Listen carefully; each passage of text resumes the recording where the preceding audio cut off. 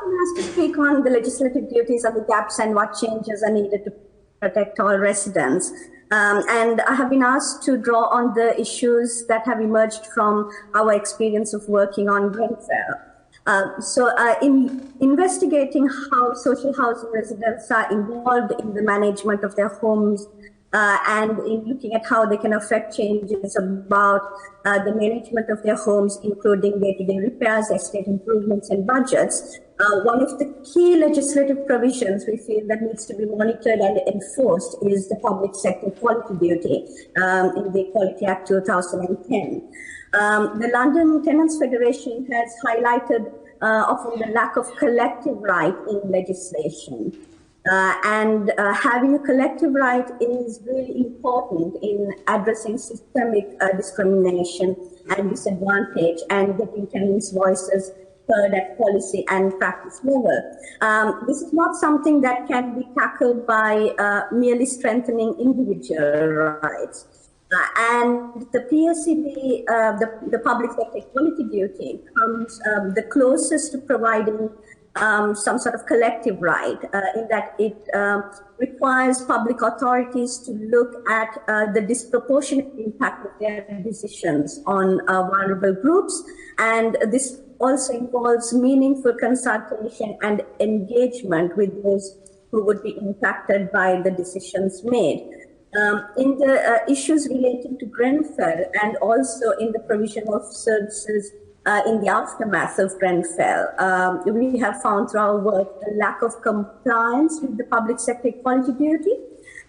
So we support the London Tenants Federation's recommendation to ensure that social housing landlords that have contracts with the Mayor's Office for delivering new social affordable housing are compliant with the Public Sector Equality Duty.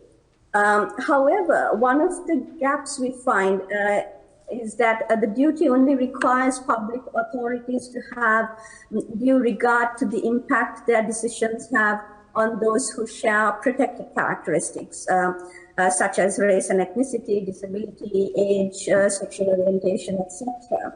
And as such, it doesn't really look at the issues faced by residents as a result of socio-economic disadvantage, or it doesn't look at a negative stereotyping of social housing residents when trying to get their voices heard and to influence decisions.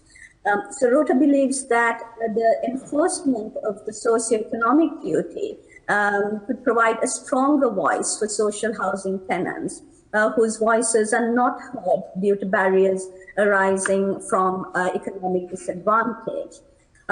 Just Fair, which is an organization we work closely with, are currently running a campaign to get the government to enforce the socio-economic duty. Just Fair will soon present a report that has looked at good practices from local authorities that are voluntarily implementing the socio-economic duty. And Just Fair have found that some of the key drivers for voluntarily implementing the duty include things like creating a cultural shift, meaningful impact assessments to understand resident needs, using data effectively as a tool in decision making and accountability, and engaging with residents.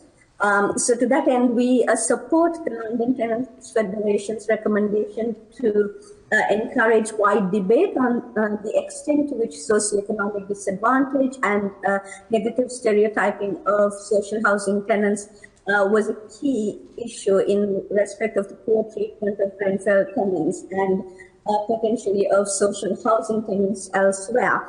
Due to the time constraints, I haven't been able to give you specific examples of how the failure to comply with the Public Sector Equality Duty in relation to the tragedy that happened at Grenfell and also in the aftermath in providing services, and also some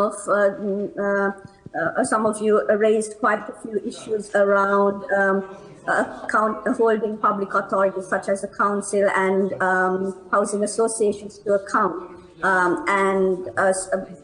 There is potential to address some of those issues using the public sector equality duty. So at this point, I'm open to any questions regarding any of the specificities of that. Thank you. Thank you very much.